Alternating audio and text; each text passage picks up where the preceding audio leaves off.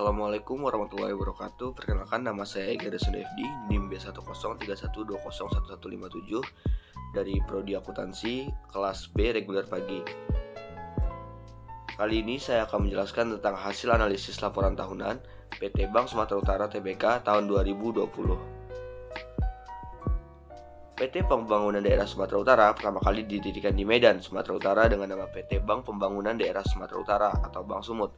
Sebagaimana termaksud dalam Akta Perseroan Terbatas PT Bank Pembangunan Daerah Sumatera Utara nomor 22 tanggal 4 November 1961 dibuat di hadapan Rusli Notaris di Medan.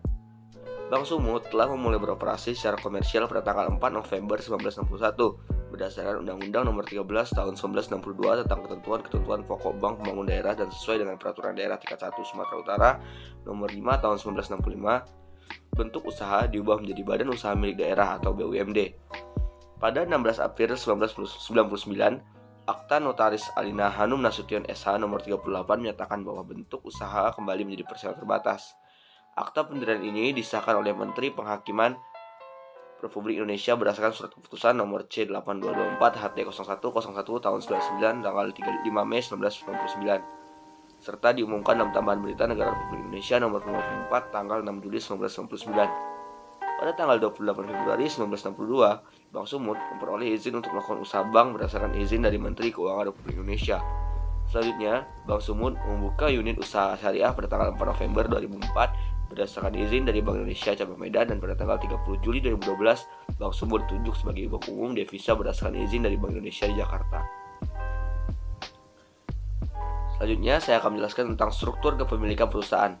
Struktur kepemilikan Bank Sumut adalah dengan kepemilikan saham yang mana dimiliki oleh pemerintah Provinsi Sumatera Utara sebanyak 46,90%, pemerintah kabupaten sebesar 38,44%, dan pemerintah kota sebesar 13,61% dengan modal dasar 5 triliun yang terbagi atas.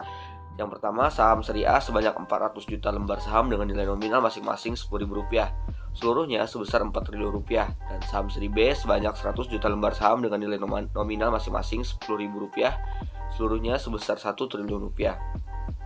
Selanjutnya, perlindungan terhadap hak pemegang saham. Sistem tata kelola yang terdapat pada Bank Sumut memberikan perlindungan efektif bagi pemegang saham dan kreditor agar mereka yakin untuk memperoleh return atas investasinya. Tata kelola juga membantu menciptakan lingkungan kondisif sehingga terciptanya pertumbuhan yang efisien dan sustainable di sektor korporat. Tata kelola dapat didefinisikan sebagai susunan aturan yang menentukan hubungan antara pemegang saham, manajer, kreditor, pemerintah, karyawan, dan stakeholder internal dan eksternal yang lain sesuai dengan hak dan tanggung jawabnya. Selanjutnya, tanggung jawab Dewan Komisaris dan Dewan Direksi, Komisaris Independen, dan struktur pengawasan. Yang pertama, Dewan Komisaris. Dewan Komisaris adalah organ perseroan yang bertugas melakukan pengawasan secara umum atau khusus sesuai dengan anggaran dasar serta memberikan nasihat kepada direksi terkait pelaksanaan tugas dan tanggung jawab direksi. Dewan Komisaris Bank Sumut beranggotakan para profesional yang berpengalaman dalam industri keuangan atau perbankan. Dewan Komisaris Bank berkomitmen untuk melaksanakan praktik tata kelola perusahaan yang baik dan transparan serta menerapkan prinsip-prinsip etika dan moral secara bersungguh-sungguh. Dewan Komisaris juga melaksanakan keputusan-keputusan yang diambil dalam RUPS maupun tugas-tugas yang ditentukan dalam anggaran dasar, peraturan OJK, Bank Indonesia, serta peraturan-peraturan lainnya. Tugas, tanggung jawab, dan wewenang Dewan Komisaris. Dewan Komisaris bertindak dan bertanggung jawab secara kolegial dengan mewujudkan prinsip keseimbangan atau check and balance untuk mencegah terjadinya penyalahgunaan wewenang yang memiliki kecakapan, kejujuran, dan berintegritas dengan mengedepankan semangat kebersamaan yang dibantu oleh Komite Audit, Komite Pemantau Risiko, Komite Nominasi, dan Remunerasi yang sesuai bidangnya masing-masing. Secara rinci, tugas Dewan Komisaris yang berhubungan dengan pengawasan adalah: yang pertama, memastikan bahwa manajemen dalam mengembangkan rencana dan strategi bisnis telah memasukkan dalamnya rencana kerja untuk pengelolaan risiko dan pengendalian internal secara efektif. Yang kedua, memastikan bahwa manajemen secara konsisten membangun dan mengembangkan budaya perusahaan atau corporate culture yang mendorong karyawan tanggap dan peka terhadap adanya risiko, termasuk risiko baru. Yang ketiga, mengembangkan komite audit, komposisi, tanggung jawab, dan efektivitas yang handal dalam bisnis regulasi, auditing, corporate atau financial reporting, dan corporate governance untuk mendukung tugas komisaris. Yang keempat, melakukan pengawasan terhadap pelaksanaan visi, misi, tujuan, sasaran, kebijakan, strategi, dan budaya perusahaan. Selanjutnya, melakukan review atas pelaksanaan bisnis plan tahun berjalan, pelaksanaan rencana kerja dan anggaran tahun bank, dan strategi perusahaan dalam bidang operasional maupun manajemen strategi usaha. Yang kelima, melakukan pengawasan terhadap pengurusan dan operasional bank di bidang kepatuhan yang memiliki putih pengawasan atas ketentuan batas maksimal pemberian kredit atau BMPK bank, kewajiban penyediaan modal minimum atau KPMM. Yang ketiga, ketentuan kualitas aktiva produk atau KAP, ketentuan cadangan kerugian penurunan nilai atau CKPN, ketentuan giro wajib minimum GWM, dan pelaksanaan pedoman tata kerja dan sistem pelaporan direktur kepatuhan. Yang keenam, melaksanakan pengawasan dan monitoring terhadap laporan hasil pemeriksaan yang dilaporkan di divisi pengawasan kepada Dewan Komisaris. Selanjutnya, direksi. Direksi merupakan salah satu organ utama dalam melaksanakan tata kelola perusahaan yang baik, yang berperan langsung dalam memastikan keberlangsungan operasi bisnis bank dalam jangka pendek maupun panjang, memastikan eksekusi kebijakan dan rencana bank di seluruh jajaran direktorat dan unit kerja sesuai dengan rencana bisnis bank. Tugas dan tanggung jawab direksi. Direksi memiliki wewenang dan bertanggung jawab sepenuhnya terhadap pengelolaan bank sesuai dengan peraturan perundang-undangan dan ketentuan yang berlaku, serta anggaran dasar Bank Sumut. Berikut merupakan tanggung jawab direksi sesuai dengan jabatan yang dipangku antara lain. Yang pertama, Direktur Utama. Tanggung jawab yang diemban oleh Direktur Utama, yang pertama perencanaan, pembinaan, dan pengembangan. Yang kedua, sumber daya manusia. Yang ketiga, pengawasan internal. Yang keempat, kesekretariatan dan citra perusahaan atau corporate image. Dan yang kelima adalah hukum. Yang kedua adalah Direktur Operasional. Tanggung jawab yang diemban oleh Direktur Operasional, yang pertama adalah operasional, yang kedua umum, yang ketiga kegiatan sistem pembayaran dan electronic banking yang terdiri dari produk atau aktivitas berupa penyelenggaraan clearing, penyelenggaraan penyelesaian akhir transaksi antar bank, penyelenggaraan transfer dana, penyelenggaraan alat pembayaran dengan menggunakan kartu. Yang keempat, administrasi keuangan dan pajak. Yang kelima, teknologi informasi dan sistem informasi manajemen. Selanjutnya, Direktur Bisnis dan Syariah. Tanggung jawab yang diemban oleh Direktur Bisnis dan Syariah adalah yang pertama, penyaluran dana yang terdiri dari produk atau aktivitas berupa kredit termasuk kredit sindikasi dan penerbitan bank garansi. Yang kedua, manajemen risiko dalam pemberian kredit atau pembiayaan atau credit risk management. Yang ketiga, kegiatan usaha syariah. Selanjutnya, Direktur Pemasaran. Tanggung jawab yang diemban oleh Direktur Pemasaran yang pertama adalah penghimpunan dana, yang kedua penyaluran dana, yang ketiga pembiayaan perdagangan atau trade finance, yang keempat kegiatan treasury, yang kelima jasa lainnya, dan yang keenam kegiatan keagenan kerjasama, yang ketujuh kegiatan sistem pembayaran dan electronic banking yang terdiri dari produk atau aktivitas, yang kedelapan kegiatan penyertaan modal, dan yang sembilan supervisi dan penyelamatan kredit atau pembiayaan. Yang kelima, Direktur Kepatuhan. Tanggung jawab yang diemban oleh Direktur Kepatuhan adalah yang pertama kepatuhan, yang kedua manajemen risiko kecuali manajemen risiko dalam pemberian kredit atau pembiayaan, yang ketiga APU atau PPT. Selanjutnya, Komisaris Independen. Komisaris independen adalah anggota Dewan Komisaris yang tidak memiliki hubungan keuangan kepengurusan, kepemilikan saham atau hubungan keluarga dengan anggota direksi, anggota Dewan Komisaris lain atau pemegang saham pengendali atau hubungan dengan bank yang dapat mempengaruhi kemampuan yang bersangkutan untuk bertindak independen. Komisaris independen bertugas untuk mengetahui beberapa komite penunjang yang berada di bawah Dewan Komisaris, yaitu Komite Audit, Komite Pemantau Risiko, serta Komite Remunerasi dan Nominasi. Selanjutnya, Komite Audit dan komite lainnya, peran, tanggung jawab, komposisi, dan keefektifannya. Yang pertama adalah Komite Audit. Komite Audit dibentuk dengan tujuan untuk membantu dan memfasilitasi Dewan Komisaris dalam menjalankan tugas dan fungsi pengawasan. Lingkup pengawasan Komite Audit meliputi hal-hal yang terkait dengan informasi keuangan, sistem pengendalian internal atau internal control system, efektivitas pemeriksaan oleh auditor ekstern dan intern, efektivitas pelaksanaan manajemen risiko bersama dengan pemantau risiko, serta kepatuhan terhadap peraturan perundang-undangan yang berlaku. Tanggung jawab Komite Audit antara lain memberikan hasil analisis, penilaian, dan rekomendasi atas hal-hal yang menjadi perhatian Dewan Komisaris dalam bidang pengawasan.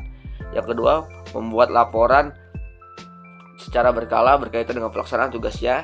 Yang ketiga, melaksanakan penilaian kinerja mandiri Komite Audit atau self-assessment baik kolektif maupun individual. Yang keempat, menjaga kerahasiaan dokumen dan data atau informasi perusahaan.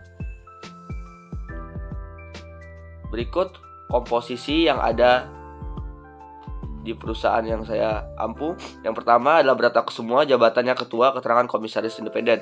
Yang kedua, Tajudin, jabatannya anggota, keterangannya pihak independen. Yang ketiga, Rahmayati Nasution, jabatannya anggota, keterangan pihak independen. Yang terakhir, Jahri Fadli, jabatan anggota, keterangan pihak independen. Keefektifan. Penilaian kinerja Komite Audit. Kinerja Komite Audit senantiasa dievaluasi oleh Dewan Komisaris Perusahaan setiap tahun. Hasil dari penilaian sendiri atau self-assessment atas kelengkapan dan pelaksanaan tugas komite mendapat peringkat komposisi 2. Artinya, komite audit sudah menerapkan prinsip-prinsip tata kelola dengan baik. Selanjutnya yang kedua yaitu komite nominasi dan remunerasi.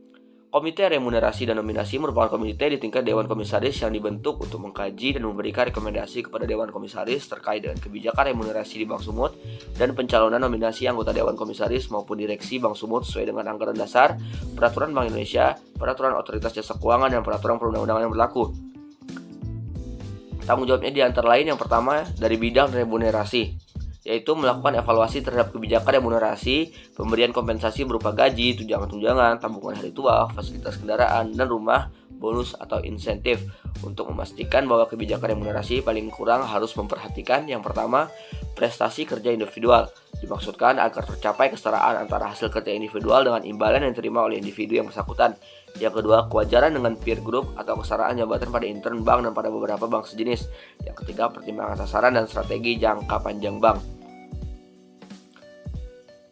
Mengevaluasi kebijakan remunerasi komisaris, direksi dan pegawai sebagai dasar untuk memberikan rekomendasi kepada Dewan Komisaris mengenai A. Kebijakan remunerasi bagi Dewan Komisaris dan direksi untuk disampaikan pada rapor umum pemegang saham. B. Kebijakan remunerasi bagi pejabat eksekutif dan pegawai secara keseluruhan untuk disampaikan kepada direksi. Selanjutnya, bidang nominasi. Memberikan rekomendasi kepada Dewan Komisaris mengenai yang pertama, komposisi jabatan anggota direksi atau anggota Dewan Komisaris. Yang kedua, kebijakan dan kriteria yang dibutuhkan dalam proses nominasi. Yang ketiga, kebijakan evaluasi kinerja bagi anggota direksi atau anggota Dewan Komisaris. Memberikan rekomendasi mengenai calon anggota Dewan Komisaris atau direksi kepada Dewan Komisaris untuk disampaikan pada rapat umum pemegang saham, dan memberikan rekomendasi mengenai pihak independen yang akan menjadi anggota komite audit dan komite pemantau risiko pada Dewan Komisaris. Komposisinya yang pertama namanya Brata Kusuma, jabatannya ketua keterangan komisaris independen. Yang kedua Syarudin Siregar, jabatannya anggota komisaris non independen. Dan yang ketiga yaitu Teradek Iskandar, jabatannya anggota ex official keterangan pemimpin divisi SDM. Keefektifannya, pengusulan calon direksi Bank Sumut dilakukan atas rekomendasi Komite Remunerasi dan Nominasi. Komite Remunerasi dan Nominasi merekomendasikan kandidat-kandidat yang cocok untuk mengisi jabatan direksi dan memastikan kandidat tersebut memenuhi persyaratan keterampilan dan kompetensi inti yang relevan, serta dipandang mampu dan patut ditunjuk sebagai direksi sesuai dengan peraturan OJK tentang uji kemampuan dan kepatuhan. Selanjutnya, Komite Pemantau Risiko. Pembentukan Komite Pemantau Risiko dilakukan oleh Dewan Komisaris dengan memperhatikan peraturan perundang-undangan yang berlaku, yaitu Undang-Undang Nomor 40 Tahun 2007 tentang Perseroan Terbatas dan Peraturan OJK Nomor 55 POJK 03/2016 tentang penerapan tata kelola bagi bank umum guna mendukung pelaksanaan tugas dan tanggung jawab yang berhubungan dengan pengawasan manajemen risiko. Berdirinya budaya manajemen risiko dan teridentifikasinya risiko-risiko signifikan yang memerlukan perhatian Dewan Komisaris. Tanggung jawabnya yang pertama melakukan evaluasi rencana kebijakan dan strategi manajemen risiko yang komprehensif sesuai dengan tujuan kebijakan usaha, ukuran dan kompleksitas usaha serta kemampuan bank yang diajukan oleh direksi kepada Dewan Komisaris untuk mendapat persetujuan. Yang kedua, melakukan evaluasi kesesuaian antara kebijakan manajemen risiko dengan pelaksanaan kebijakan tersebut. Yang ketiga, melakukan pemantauan dan evaluasi pelaksanaan tugas Komite Manajemen Risiko dan Satuan Kerja Manajemen Risiko. Yang keempat, memberikan rekomendasi kepada Dewan Komisaris tentang perbaikan atau penyempurnaan yang perlu dilakukan oleh direksi sesuai hasil evaluasi kesesuaian antara kebijakan manajemen risiko dengan pelaksanaan kebijakan tersebut. Yang kelima, membantu Dewan Komisaris mengevaluasi dan menyetujui permohonan direksi yang terkait dengan pelaksanaan transaksi yang memerlukan persetujuan Dewan Komisaris. Yang keenam, menyediakan bahan rujukan dan informasi untuk keperluan Dewan Komisaris terkait pengelolaan risiko yang dihadapi. Yang ketujuh, membuat rencana kerja tahunan Komite Pemantau Risiko yang diselaraskan dengan rencana kerja tahunan tentang kebijakan manajemen risiko yang dikelola direksi. Yang kedelapan, menyusun pedoman dan tata tertib kerja Komite Pemantau Risiko yang mencantumkan pengaturan etika kerja, waktu kerja, dan pengaturan rapat. Yang kesembilan, melaksanakan tugas lain yang diberikan Dewan Komisaris sepanjang masih dalam lingkup tugas Dewan Komisaris berdasarkan peraturan perundangan yang berlaku. Nomor 10, mengidentifikasikan hal-hal yang memerlukan perhatian Dewan Komisaris. Yang ke-11, melaporkan hasil kerja komite kepada Dewan Komisaris. Selanjutnya komposisi. Yang pertama namanya Brata Kusuma, jabatan ketua keterangan pihak independen. Yang kedua Tajudin, jabatan anggota keterangan pihak independen. Yang ketiga Rahmayati Nasution, jabatan anggota keterangan pihak independen. Yang terakhir Jahri Fadli, jabatan anggota keterangan pihak independen. Dalam menjalankan tugas dan tanggung jawabnya, Komite Pemantau Risiko bertindak secara independen serta tidak menerima atau melakukan intervensi dari kepada pihak lainnya. Anggota Komite Pemantau Risiko yang berasal dari luar bank tidak boleh memiliki kepentingan serta keterkaitan yang bersifat pribadi yang berpotensi menimbulkan benturan kepentingan. Mungkin sekian penjelasan dari saya, kurang lebihnya saya mohon maaf. Saya ucapkan wabillahi taufik walhidayah. Wassalamualaikum warahmatullahi wabarakatuh.